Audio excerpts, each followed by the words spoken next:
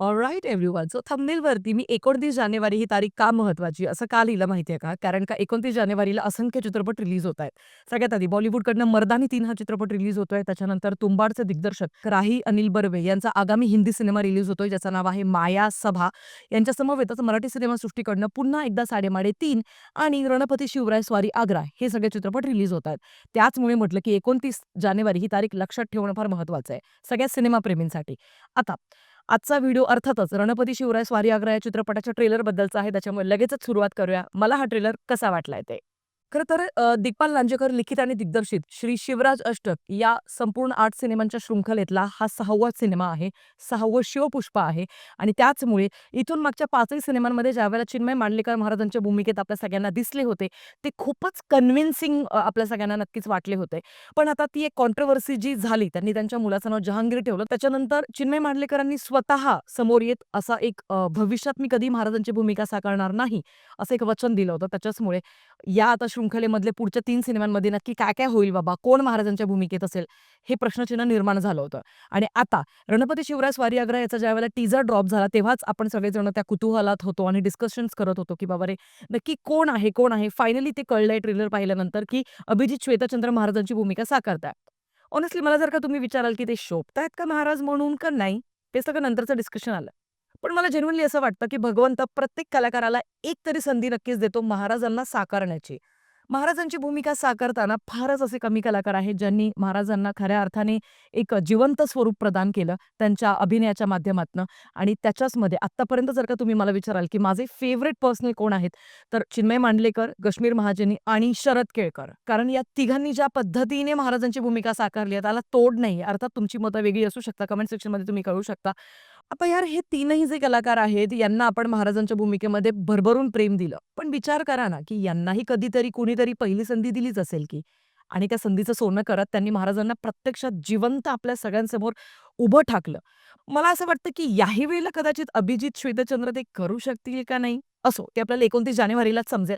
सध्या ओव्हरऑल ट्रेलरला जर का पाहिलं, तर काय-काय गोष्टी मला आवडल्यात त्या सगळ्यात आधी जाणून घेऊया. या चित्रपटामध्ये ॲक्शन कोरिओग्राफी मला खूप फ्रेश वाटते. कारण इथून मागे सिमिलर पॅटर्न्स आपल्या सगळ्यांना पाहायला मिळत होते. दिग्पाल लांजेकर सर यांच्या प्रत्येक चित्रपटामध्ये. तेच टिपिकल स्वॉर्ड सिक्वेन्सेस इनफॅक्ट तेच नाही, पण इथून मागे ज्यांनी महाराजांवर सिनेमे बनवलेले आहेत मराठीमध्ये, तर त्याच टिपिकल पद्धतीचे स्वॉर्ड सिक्वेन्सेस असतील किंवा त्याच टिपिकल पद्धतीची ॲक्शन कोरिओग्राफी असेल. पण इथे आपल्याला थोडासा फ्रेश अप्रोच नक्कीच पाहायला मिळतोय. मग त्याचे सिक्वेन्सेस असू शकतात, एक्सप्लोजिव्ह सीन्स असू शकतात, कलर्स बर्स्ट होत आहेत. वाळवंटामधला तो एक सीन असेल, जो खूप लांबून असा एक शूट केलेला आहे, तो एक सीन असेल किंवा त्याच्यात समवेत ओव्हरऑल चित्रपटाची जी आपल्याला सिनेमॅटोग्राफी दिसते, ती सुद्धा मला नक्कीच कन्व्हिन्सिंग वाटते. स्पेशली रात्रीचे जे सीन जिथे महाराज एका पाराखाली बसून सगळ्यांना उपदेश करतायत, तर तोही सीन मला आवडला. तिथली लाइटिंग पर्टिक्युलरली मला आवडली, कारण चेहऱ्यावरती एका बाजूने खूप सुंदर अशी शॅडो पडते, पण दुसऱ्या बाजूने तो थ्रो लाईटचा खूप कन्व्हिन्सिंग वाटतोय. एक दिव्य व्यक्ती तिथे बसलेली आहे, असं कुठेतरी फील होतं नक्कीच. ओव्हरऑल चित्रपटामध्ये कॉस्ट्यूम डिपार्टमेंटने सुद्धा चांगलं काम केलेलं पाहायला मिळतंय. म्हणजे मी इतकी खुश आहे आतून ते कॉस्ट्यूम डिपार्टमेंटचं काम बघून. मी खरंच सांगते, आत्तापर्यंत दिग्पाल लांजेकर सर यांच्या चित्रपटाचे जेवढे कॉस्ट्यूम डिपार्टमेंटने लोकं म्हणजे लिटरली माती खाल्लेली होती ना, वारंवार तीच-तीच गोष्ट आपण आपल्या व्हिडिओमध्ये मांडत होतो. पण इथे भावांनो, कॉस्ट्यूम डिपार्टमेंटने भारी काम केलंय. औरंगजेबाच्या भूमिकेमध्ये समीर धर्माधिकारी ॲक्चुअली खूप कन्व्हिन्सिंग मला वाटतंय. कारण आता आपण सगळ्यांनी छावा सिनेमा पाहिलाय. छावामध्ये ज्या पद्धतीने अक्षय खन्नाने औरंगजेबाची भूमिका साकारली होती, त्याच्यानंतर फार कठीण आहे ॲज अ व्ह्यूअर आपल्याला नवीन एका व्यक्तीला विलनच्या भूमिकेमध्ये बघताना. पण इथे मात्र मला असं वाटतं समीर धर्माधिकारी ॲक्चुअली चांगलं काम करताना ते आपल्याला दिसतील चित्रपटामध्ये, अशी एक अपेक्षा नक्कीच ठेवू शकतो. ओव्हरऑल मला सेट डिझाइन सुद्धा आवडलं. अर्थात एआय बद्दलचा वापर तो मी पुढे बोलतेय. पण ते जर सोडलं तर सेट डिझाइन मला ॲक्चुअली आवडलं. ओव्हरऑल प्रोडक्शन क्वालिटी सुद्धा इम्प्रूव्ह झालेली आपल्याला जाणवतेय. बीजीएम सुद्धा तगडा आहे, म्हणजे गूजबम्स आणणारे. स्पेशली सगळ्यात शेवटी हा जो डायलॉग आहे, तुम देखा आणि जो सुरू होतो. तुम देखो, तुम्हारा बाप देखा, तुम्हारा बादशाह देखा कि मैं कौन हूं। आहाहा! या एक्झॅक्ट एका वाक्याची नोंद इतिहासामध्ये आहे. त्याच्यामुळे मला तीच एक गोष्ट दिग्पाल लांजेकर यांची खूप आवडते. पण उलट हाती ना महाराजांनी म्यानातनं तलवार काढली नव्हती यार. म्हणजे हे माझ्या वाचनात नाहीये कुठे. तर मी चुकत असेल तर प्लीज मला तुम्ही सुधरवू शकता कमेंट सेक्शनमध्ये. पण महाराजांनी तलवार काढली होती का म्यानातनं आणि तिकडे म्हणजे सपासप वार वगैरे केले होते का? किंवा उगारली होती का तलवार? तर हे सगळं तुम्ही मला कमेंट सेक्शनमध्ये नक्कीच सांगू शकता. हा एक मे बी ड्रीम सिक्वेन्स पण असू शकतो औरंगजेबाचा, की तो मग झोपेतनं उठतोय. कारण ट्रेलरमध्ये पण ते आपल्याला पाहायला मिळतंय, की कारण औरंगजेब आहे असं एक स्वप्न बघतोय, की महाराजांना खूप अपमानित करायचंय. त्यांना जाणून बुजून एक असं त्यांनी काहीतरी चूक करावी, की त्याला एक निमित्त मिळेल महाराजांना तिथे इजा पोहोचवण्यासाठी. पण महाराज ते करत नाही. महाराज खूप डिप्लोमॅटिकली तिथे वागतात आणि तर तो अख्खा सिक्वेन्स ॲक्चुअली बघत असताना त्याला स्वप्नात कदाचित ते असं जाणवतंय, की मग महाराज रागात अशी तलवार उचकतायत, ध्यानातनं काढतात आणि त्यावेळेला त्याला झोपेतनं जाग येते. मे बी असा एक माझा अंदाज असू शकतो. पण मला इतकं माहिती आहे, की महाराजांनी तलवार म्यानातनं काढली नव्हती. पण कारण दिग्पाल लांजेकर हे नाव आहे त्याच्यामुळे मी तो विश्वास ठेवू शकते, की खोटा इतिहास नाही दाखवला जाणार भावांनो. भाई आता येऊया त्या गोष्टींबद्दल ज्या मला खूप ॲव्हरेज वाटतात किंवा बिलो ॲव्हरेज वाटतायत. म्हणजे का बरं? एआयचा वापर एखाद्या 2 सिक्वेन्सेससाठी तुम्ही करू शकता. ठीक आहे, आय गेट इट, की तुम्हाला ते लांबून एक ड्रोन शॉटच्या माध्यमातून खूप मोठं साम्राज्य दाखवायचं आहे औरंगजेबाचं, व्हॉटएव्हर इट इज. पण पूर्ण ट्रेलरमध्ये 6 वेळा एआयचा वापर केलाय. तुम्ही इतके जास्त हेवीली रिलाय नाही करू शकत एआयवरती. म्हणजे आज हलकुरे-बिलकुरेच्या रील वगैरे आपण बघतो, पण त्या एआयच्या कंटेंटला 0 व्हॅल्यू आहे. प्रत्येक सिनेफाईलच्या नजरेमध्ये नाही.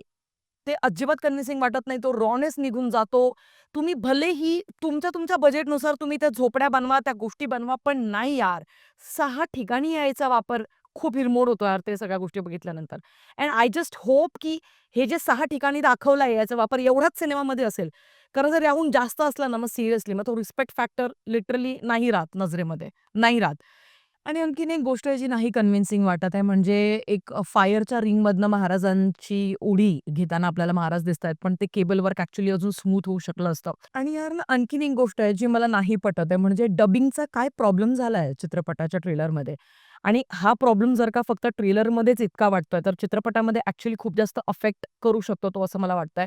कारण महाराजांचा डायलॉग पहिला जिथे ट्रेलरमध्ये सुरू होतो मावळ्यांनो, मराठ्यांनो, असेच एकत्र राहा आणि आपल्या आईकडे वाकडा डोळा करणाऱ्या दुश्मनाचा नायनाट करा. ते अजिबात कन्व्हिन्सिंग नाहीये.